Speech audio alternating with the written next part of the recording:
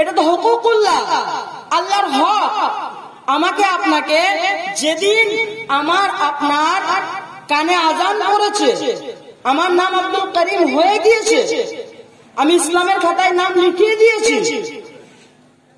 আমি যখন মুসলমান হয়ে গিয়েছি, অতএব আমার উপরে সমস্তটাই ফরজ হয়ে গিয়েছে, আমার উপরে দায়িত্ব হয়ে গিয়েছে যে আমাকে আপনাকে নামাজ পড়তে হবে, রোজা রাখতে হবে। এটা বলার কিছু নেই তো।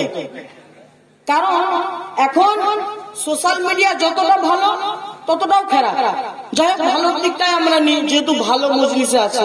তো ভালোর দিক হচ্ছে যে এখন এমন কোন জায়গা নেই বা এমন কোন গ্রাম নেই যে যেখানে ইসলামের প্রচার পৌঁছায় না, ইল্লা মাশাআল্লাহ, যদিও থেকে থেকে আমার জানা নেই। তো আমরা সকলেই জানি যে আমাদেরকে কি করতে হবে, না নামাজ পড়তে হবে এবং রোজা রাখতে হবে। তো এগুলো হচ্ছে আল্লাহ তাবারক তাআলার হক।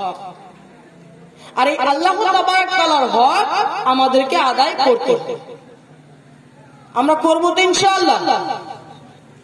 না কিছু কিছু যুবক ভাই ইরাদা করে নিয়েছে যে মৌলানা সাহেব আপনি যতই বলুন, রমজান মাসে মসজিদ আমাদের, আর বাকি মাসগুলো আমার দাদু, আমার চাচা এরাই চালায়। আর ইমাম সাহেব থাকে, বেতন দেওয়া হয়, ওর তো বাড়ি যাওয়া যাবে না, বেতন কেটে নেওয়া হবে। আর বাকি রোজা মাস কিন্তু আমাদের। আপনাদের দিকে হয় নাকি জানি না, আমাদের এলাকার দিকে হয়। দেখবেন রোজা মাস এলে মসজিদে কাতারে, মানে ওই রোজা মাসে মসজিদ দুতলা করে দেবে, ওই রোজা মাসে মসজিদে এসি লাগিয়ে দেবে। কিন্তু রোজা মাস পেরিয়ে গেলে, ঈদের দিন হয়ে গেলে আর কিন্তু ওই মুসল্লিদেরকে পাওয়া যায়।